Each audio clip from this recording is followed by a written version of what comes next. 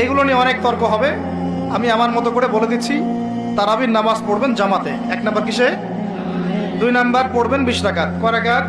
কেউ যদি বলে আমি কম পড়ি, বলবেন সমস্যা নাই, পড়েন, কোনো সমস্যা নাই। কেউ যদি বলে আমি আরো বেশি পড়ছি, পড়েন, কোনো সমস্যা নাই। কোনো সমস্যা? কোনো সমস্যা নাই, পড়ুক। আপনি 20 রাকাত পড়েছেন, কিন্তু কেউ যদি বলে 20 রাকাত বেদাত, তখন সমস্যা আছে। কারণ উসমান রাদিয়াল্লাহু আনহু যদি 2 আযান দিতে পারেন, আমার দিতে কোনো আপত্তি নাই, আমার দিলে কোনো গুনাহ, আমি বেদাতি হব।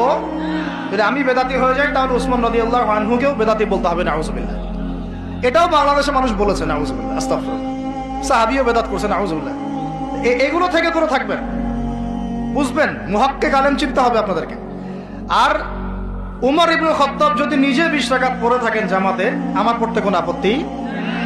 ব্যাস, আপনি যদি কম পড়েন কোনো সমস্যা নাই, পড়তে পারেন। আপনি যদি বলেন আমি আরো বেশি পড়ি, কোনো সমস্যা নাই, পড়তে পারেন।